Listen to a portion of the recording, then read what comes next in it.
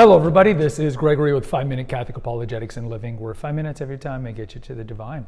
Today we're going to talk about how Christians are the most persecuted group in the world at 380 million, and how this is both a hard persecution and the soft one. And the soft ones you definitely are seeing here more in the West. Now before we begin, let's start with a prayer.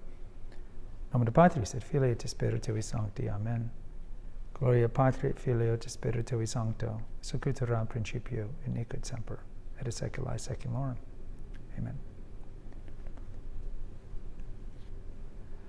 So you can look up these stats. It's actually grown the last 3 years, that persecution of Christians has grown quite a bit. We're at around 380 million Christians are persecuted in this world. Now, when you look at the word persecution, that can take a lot of forms. That number is mostly like a hard persecution. And who is hard persecuting Christians? Well, it's the two, I wouldn't say the ancient enemies, but one is pretty ancient and the other one is one that's been around 150 years. So you're looking at the religion of peace, and you're also looking at militant atheism. And if you look, where in the world are we getting hard persecution? It's pretty much anywhere where the religion of peace is bordering a Christian area. So, you're looking at Nigeria, you're looking at the Sahel. The Sahel is the area below the Sahara. So all that area, Burkina Faso, Niger, Nigeria, Chad, all the way across South Sudan, the Congo. You're looking at, we've talked about Boko Haram, these militant religion of peace groups who go in and kidnap, kill. They'll put a lot of the girls in, sadly, sex trafficking, and they're targeting Christians. You look in China, of course. China is notoriously persecuting Christians, and Uyghurs and Falun Gong and a bunch of groups over there. We know about the kind of like counterfeit Catholic Church that's in China that is officially sponsored by the church, and Francis is not so tacit support for the authentic Catholic Church that's in China. But you also look at North Korea, you look in these places, it's a hard persecution where if you're an open Christian, you might be killed and martyred. But that being said, the soft persecution is pretty evident too.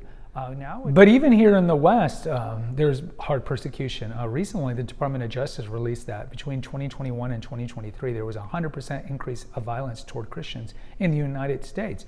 Most recently, of course, was that sad example in Minneapolis where that anti-Christian person shot into a Catholic church and killed some kids and injured a lot of people. And it's fascinating how the media tried to cover it up as it wasn't anti-Christian at all. But if you read the writings of this person, there clearly were anti-Christian. You look at, as well, over in Europe, a lot of anti-Christian sentiment, a lot of churches being destroyed and vandalized. You look in the Holy Land, the religion of peace is vandalizing churches over there.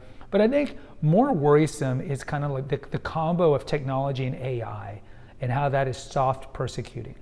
We know that we're tracked all the time. I mean, look, there were congressional hearings 15 years ago where the National Security Administration, NSA, was admitting in congressional hearings that they can eavesdrop on our phones, they can intercept our emails, they use, I'm not going to name the names because they'll turn on, but our little automated friends, as soon as you say that, the cameras will turn on. Our cable boxes have cameras that turn on without our consent. Of course, there's cameras everywhere. You go to the airport, right? You want to avoid the lines, here, do the retinal scan, blah, blah, blah. Biometrics is everywhere.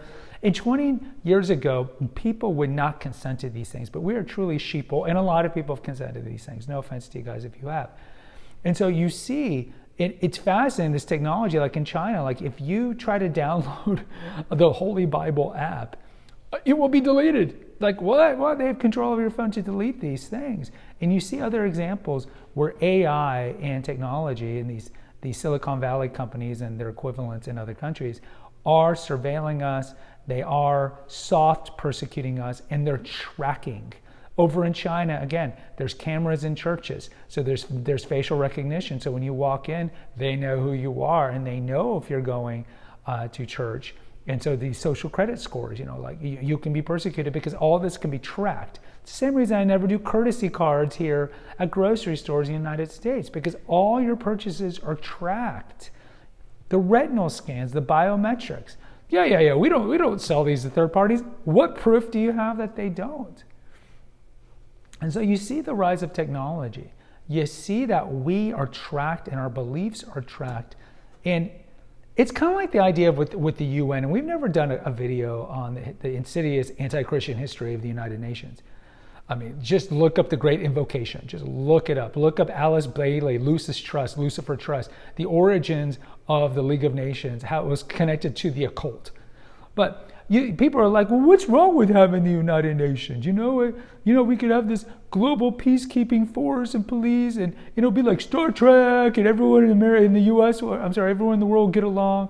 Yeah, okay, so theoretically that's possible. But all you need is one insidious or bad person to come in, and they have all the mechanisms of control to control us. It's total tyranny. And so you kind of see this argument that I know people are like, so what's wrong that there's cameras everywhere? What's wrong that there's retinal scans? It's okay if they delete our apps.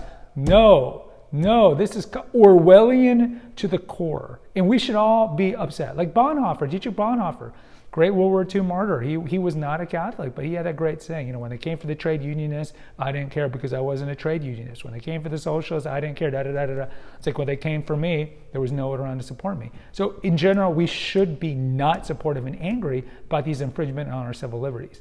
But understand, persecution is there. We live in this bubble in America where we don't have to worry about being raped and taken into sex slavery and killed for our beliefs. But there is a soft persecution. And with the advent of technology, we're going to reach a point where this stuff can hurt us, can destroy us, and eventually even put us in camps. And also, always pray for those who are openly hard persecuted around the world. Christian Catholics, all types of people. Guys, post in the comments. I'd love to hear from you. Until next time, take care and God bless.